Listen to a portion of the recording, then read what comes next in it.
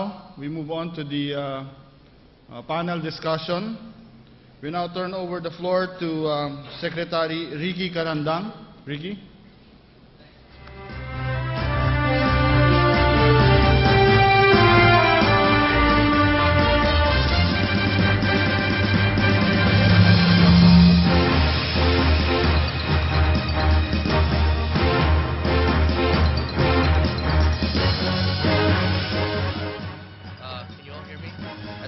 Working. Can you hear me now? Okay, good. Thank you again, Claro. You've heard the presentations of our cabinet secretaries. We're going to have a little bit of a discussion now about some of the things they said. But before that, let me just acknowledge the presence of some of our other cabinet secretaries. They may not have made presentations, but they will be here to respond to questions and queries and to provide inputs into the discussions this morning. Energy Secretary Rene Almendras is here.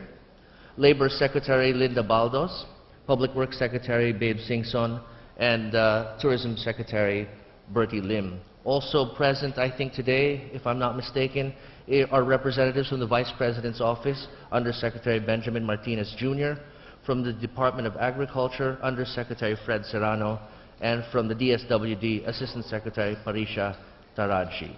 So let's begin the discussion. Let's call some of our presenters back up here so that we can give them a little bit of a grilling. Secretary Purissima, could you come up? Secretary Paderanga. Secretary Domingo.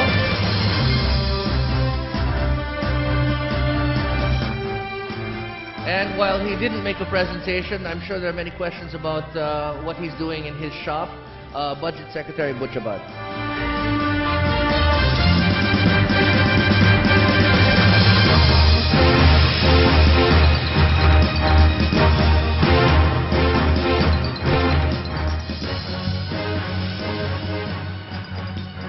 What I've noticed from the presentations is that the economic team is really trying to bring to life the idea that President Aquino ran under, which is kung walang korap, walang mahirap.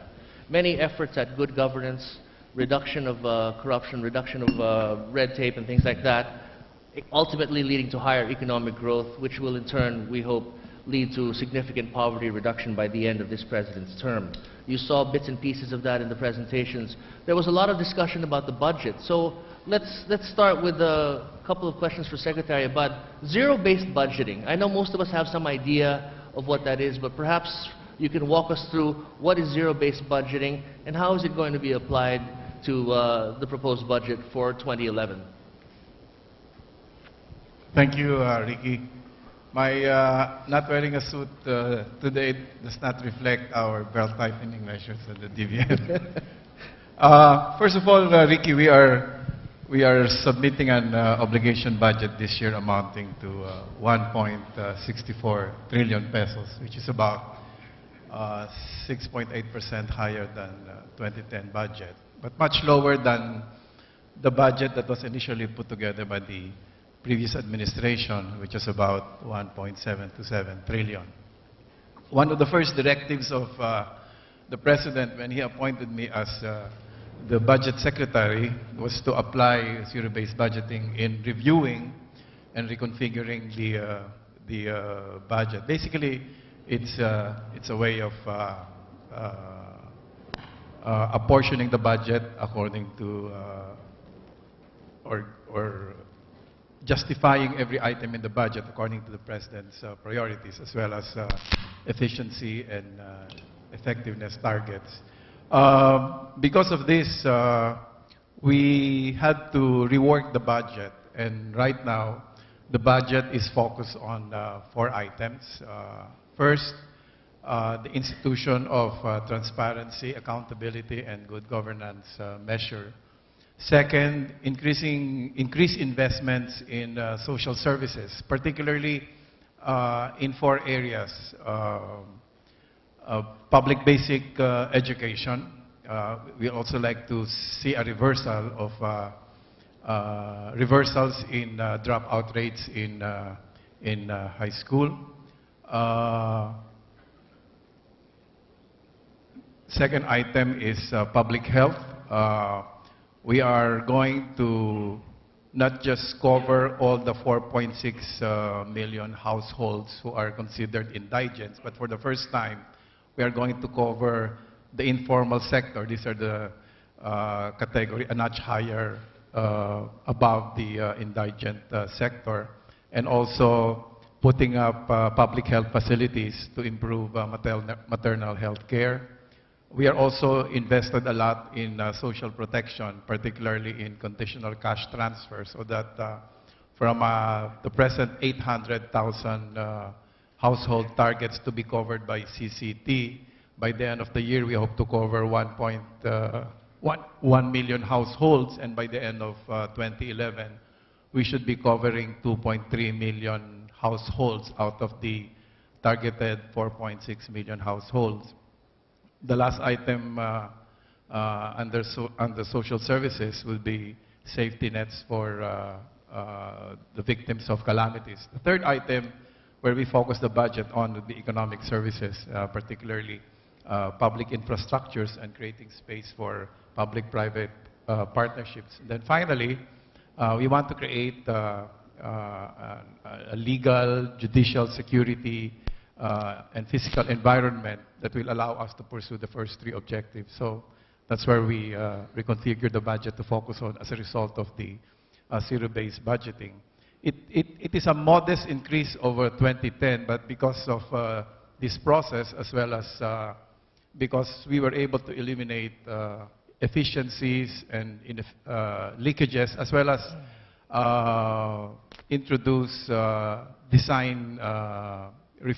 implementation design changes, we feel that even with a little budget, we will not lose so much impact on this. And hopefully with a lower deficit, we should be able to attract investors in this country.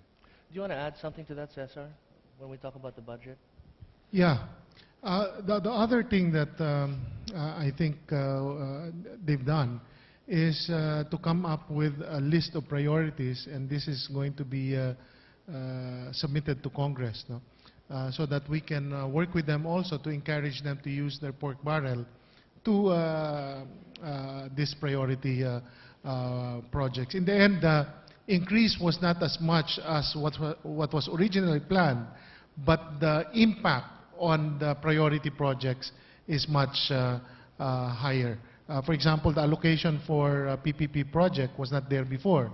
Now, I think we've allocated at least 15 billion, 15 billion, that's right. Pesos, which could even be increased depending on some savings that we can squeeze out of other areas. And I'd like to remind everyone that Secretary Abad only had a month to apply zero-based budgeting. To do it properly, you'll need a long process. So I think by the time they do the 2012 budget, that's when we will see the full benefit from zero-based budgeting. Right now, I think the right way to describe the approach they made was zero-increase budgeting. Well, we shall continue this exercise up to the point of budget execution. But as you pointed out, Cesar, one of the new things that we've introduced is put the pork barrel allocations very transparent, and included in the budget a limited menu for which they can be used, and at the same time introduce transparency measures so that all the releases and uses of so-called pork barrel or congressional allocations will be available for the public to view in our DBM websites, as well as in the websites of the implementing agencies. Gentlemen, the budget, the zero-based budget method is going to do a couple of things. It's going to take some money out of projects that aren't working too well and reallocate them to other projects. It's also going to, as you've just described, introduce some sort of, not necessarily restrictions, but limits on where, for example, congressional pork can go and things like that. I'm wondering, when you reallocate resources like this, do you expect to get any kind of resistance at all? Well, we made 5 recommendations to the President insofar as this exercise is concerned. As I said, it's an ongoing process. First, we recommended the elimination or the termination of certain programs and certain agencies due to questions of relevance or failure to obtain targets. Second, we also recommended to the President a drastic cut in the budgets of certain programs and agencies, pending review of design, implementation design especially. Third, we also raised